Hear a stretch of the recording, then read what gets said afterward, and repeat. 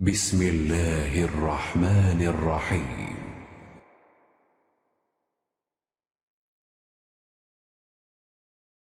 انس بن مالک نے فرمایا کہ ہم عصر کی نماز پڑھتے نبی کریم صلی اللہ علیہ وسلم کے ساتھ، اس کے بعد کوئی شخص قباء جاتا اور جب وہاں پہنچ جاتا تو سورج ابھی بلند ہوتا تھا۔ صحیح بخاری حدیث نمبر 551۔ حضرت عبداللہ بن عمر رضی اللہ تعالی عنہ سے روایت ہے کہ رسول اللہ صلی اللہ علیہ وسلم نے فرمایا، جس کی نماز عصر چھوٹ گئی گویا اس کا گھر اور مال سب لٹ گیا۔ امام بخاری نے فرمایا کہ سورہ محمد میں جو یتیرکم کا لفظ آیا ہے وہ وطر سے نکالا گیا ہے۔ وطر کہتے ہیں کسی شخص کا کوئی آدمی مار ڈالنا یا اس کا مال چھین لینا۔ صحیح بخاری حدیث نمبر 552۔ یحییٰ بن ابی کثیر نے ابو قلابہ عبداللہ بن زید سے خبر دی، انہوں نے ابو الملیح سے کہا ہم بریدہ رضی اللہ تعالی عنہ کے ساتھ ایک سفر جنگ میں تھے، ابر و بارش کا دن تھا، آپ نے فرمایا کہ عصر کی نماز جلدی پڑھ لو، کیونکہ نبی صلی اللہ علیہ وسلم نے فرمایا کہ جس نے عصر کی نماز چھوڑ دی اس کا نیک عمل ضائع ہو گیا۔ صحیح بخاری حدیث نمبر 553۔ جریر بن عبداللہ بجلی رضی اللہ تعالی عنہ نے کہا ہم نبی صلی اللہ علیہ وسلم کی خدمت میں موجود تھے، آپ نے چاند پر ایک نظر ڈالی، پھر فرمایا کہ تم اپنے رب کو آخرت میں اسی طرح دیکھو گے جیسے اس چاند کو اب دیکھ رہے ہو، اس کے دیکھنے میں تم کو کوئی زحمت بھی نہیں ہوگی، پس اگر تم ایسا کر سکتے ہو کہ سورج طلوع ہونے سے پہلے والی نماز فجر اور سورج غروب ہونے سے پہلے والی نماز عصر سے تمہیں کوئی چیز روک نہ سکے تو ایسا ضرور کرو۔ پھر آپ نے یہ آیت تلاوت فرمائی، پس اپنے مالک کی حمد و تسبیح کر سورج طلوع ہونے اور غروب ہونے سے پہلے، پس اپنے مالک کی حمد و تسبیح کر سورج طلوع ہونے اور غروب ہونے سے پہلے۔ اسماعیل راوی حدیث نے کہا کہ عصر اور فجر کی نمازیں تم سے چھوٹنے نہ پائیں، ان کا ہمیشہ خاص طور پر دھیان رکھو۔ صحیح بخاری حدیث نمبر 554۔ حضرت ابو ہریرہ رضی اللہ تعالی عنہ سے روایت ہے کہ رسول کریم صلی اللہ علیہ وسلم نے فرمایا کہ رات اور دن میں فرشتوں کی ڈیوٹیاں بدلتی رہتی ہیں، اور فجر اور عصر کی نمازوں میں ڈیوٹی پر آنے والوں اور رخصت پانے والوں کا اجتماع ہوتا ہے۔ پھر تمہارے پاس رہنے والے فرشتے جب اوپر چڑھتے ہیں تو اللہ تعالیٰ پوچھتا ہے، حالانکہ وہ ان سے بہت زیادہ اپنے بندوں کے متعلق جانتا ہے، کہ میرے بندوں کو تم نے کس حال میں چھوڑا؟ وہ جواب دیتے ہیں کہ ہم نے جب انہیں چھوڑا تو وہ فجر کی نماز پڑھ رہے تھے، اور ان کے پاس گئے تب بھی وہ عصر کی نماز پڑھ رہے تھے۔ صحیح بخاری حدیث نمبر 555۔ حضرت ابو ہریرہ رضی اللہ تعالی عنہ سے روایت ہے کہ رسول اللہ صلی اللہ علیہ وسلم نے فرمایا کہ اگر عصر کی نماز کی ایک رکعت بھی کوئی شخص سورج غروب ہونے سے پہلے پا سکا تو پوری نماز پڑھے، اس کی نماز ادا ہوئی نہ قضا۔ اسی طرح اگر سورج طلوع ہونے سے پہلے فجر کی نماز کی ایک رکعت بھی پا سکے تو پوری نماز پڑھے۔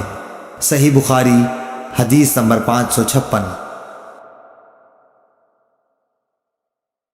عبداللہ بن عمر رضی اللہ تعالیٰ عنہ سے روایت ہے، انہوں نے رسول کریم صلی اللہ علیہ وسلم سے سنا، آپ فرماتے تھے کہ تم سے پہلے کی امتوں کے مقابلے میں تمہاری زندگی صرف اتنی ہے جتنا عصر سے سورج ڈوبنے تک کا وقت ہوتا ہے، تو رات والوں کو تورات دی گئی تو انہوں نے اس پر صبح سے عمل کیا آدھے دن تک، پھر وہ عاجز آ گئے، کام پورا نہ کر سکے۔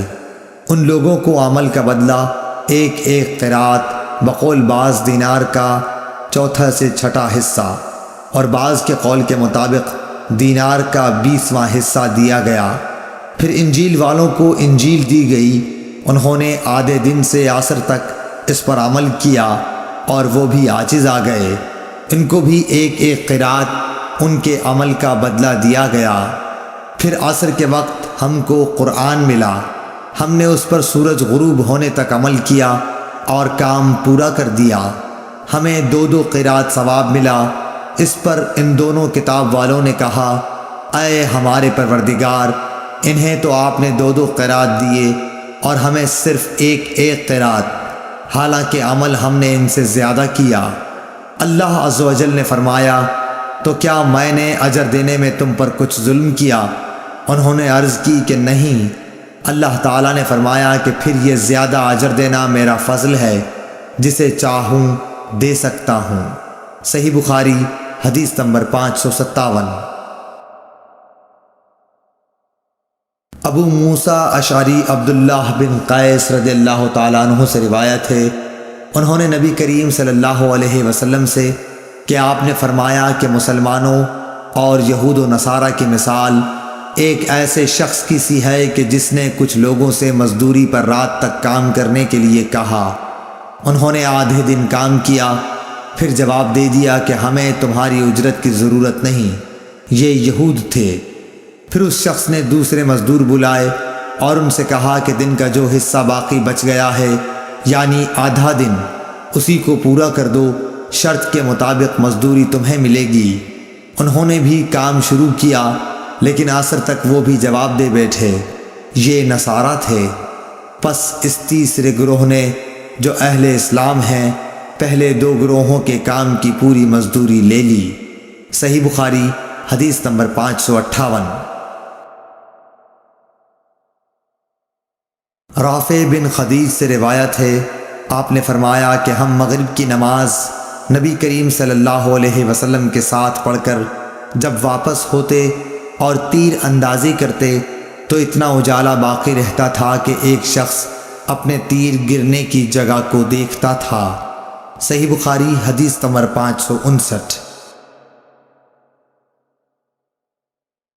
محمد بن عمرو بن حسن بن علی نے کہا کہ حجاج کا زمانہ آیا اور وہ نماز دیر کر کے پڑھایا کرتا تھا، اس لیے ہم نے حضرت جابر بن عبداللہ رضی اللہ تعالی عنہ سے اس کے بارے میں پوچھا تو انہوں نے فرمایا کہ نبی کریم صلی اللہ علیہ وسلم ظہر کی نماز ٹھیک دوپہر میں پڑھایا کرتے تھے، ابھی سورج صاف اور روشن ہوتا تو نماز عصر پڑھاتے، نماز مغرب وقت آتے ہی پڑھاتے اور نماز عشاء کو کبھی جلدی پڑھاتے اور کبھی دیر سے۔